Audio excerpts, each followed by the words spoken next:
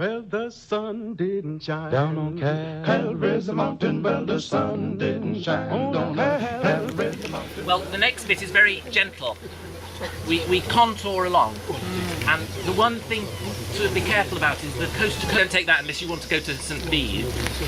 Well, the sun didn't shine down on Calvary's mountain. Well, the sun didn't shine on Calvary's mountain. Well, the sun didn't shine down on Calvary's mountain when my Lord was dying on the cross. Well, the sun didn't shine down on Calvary's mountain. Well, the sun didn't shine on Calvary's mountain. Well, the sun didn't shine down on Calvary's mountain. And life is a journey, as you know, and I was hoping that there would be a metaphor that we'd made our way up through all the bafflement and mystery of the mist and cloud, and then we were rewarded at the top by a sunlit upland, but that has not yet proved to be the case. But I think the weather forecast suggested that it just still could.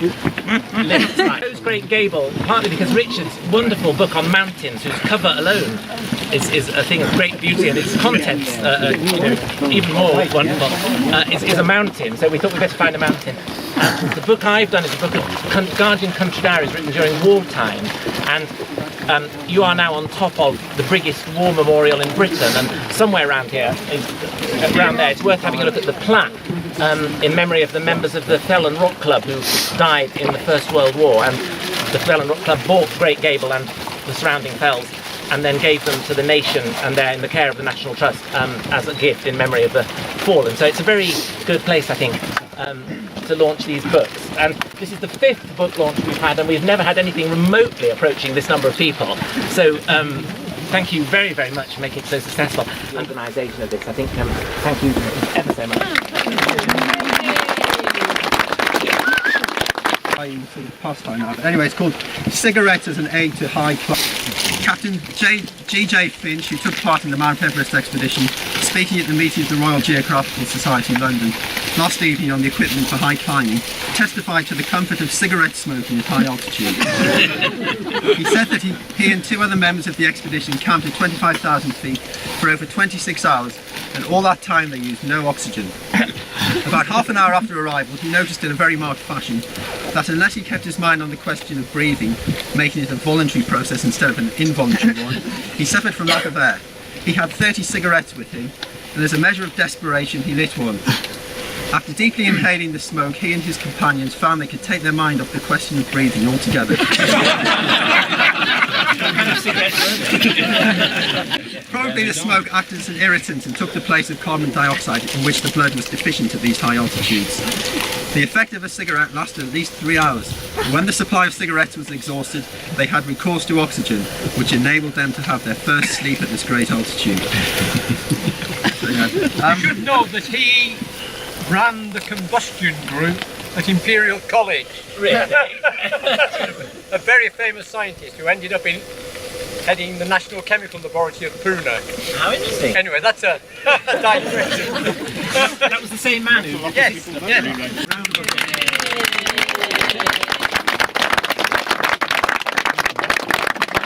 Can I just say one... just a purely administrative thing now. In a sense, sorry. Speaking of my role as supreme leader and seasoned fell walker and all that road, in a sense, it's kind of free for all maybe now. I mean, I think some people want to go down to Wasdale possibly. Others I've heard might be going to Stye Head. So don't. But I think the main group will be going. At least I myself. we'll go back the way we came down to Windy Gap, which is the direction the memorial points in. And then, but instead of going over Green Gable, drop down what's called Stone Cove, which is to the left, and you then meet Moses Trod, which is the path that we followed the contour on, and then it's an easy contour back to Ponista. But is that all right? Yes. So talk among yourselves and yeah. So I mean, as Richard said, these books are fantastically rich in content, not because of anything we've done, but because we're using the material of marvellous writers. And it's particularly nice with the Country Diary because none of them are famous, really. I suppose Harry Griffin, possibly, certainly in this part of the world, is well known, but they are, in inverted commas, ordinary people with terrific powers of observation. And of course in wartime it's just so interesting.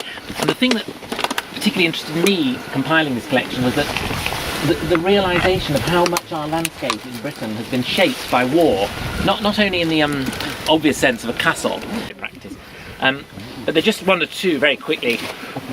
This one's been used before in the Book of 100 Years, but Arnold Boyd, who was a great birdman, writing in September 1939. What happened in September 1939, class? Who can tell me? Nobody? The Second World War started. Well done. Judy, top of the class. Judy. I wasn't there. 23rd. And Arnold Boyd, on the day, said, "I cannot help thinking that if only Hitler had been an ornithologist, he would have put off the war until the autumn bird migration." And there's a lot of that kind of thing. There's a very nice Lord Dunsany, who wrote fantasy fiction and was an enthusiastic member of the Home Guard, wrote an anthem for rural battalions of the Home Guard, and I thought, I was thinking we could sing this, but I haven't been able to discover the tune, but it goes, "Give us no star of blazonry of crown or crest." That's the kind of thing soldiers have on their shoulders, you know, the crown, symbols of authority, not very guardian type of thing. And he says, "Give us no star of blazonry of crown or crest, but let it be rather some simple blend of traveller's joy and bryony, of such wild blooms as feed the bee on hills that we defend." And I thought that was rather sweet, really. Yeah. He wanted the Home Guards, he wanted their official uniform when they were to be a little forget-me-not or something. It probably would have been an appropriate thing. And there's another, I'll end, since Richard was doing the sort of, his was mostly prose, I'll stick to poetry, but I've tried to include in this a certain amount of context setting of what was going on at the time. For example, have any of you heard of William Rees-Mogg? Terrible man. Yes. I think I remember in Private Eye there was a thing saying he was born at the unusually early age of 17.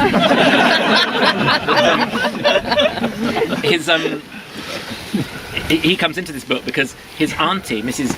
Kathleen Rees-Mogg, wrote to Country Life in 1939 about how much nettle you should use to supplement your rations. And she says, "The question has been raised by my cook.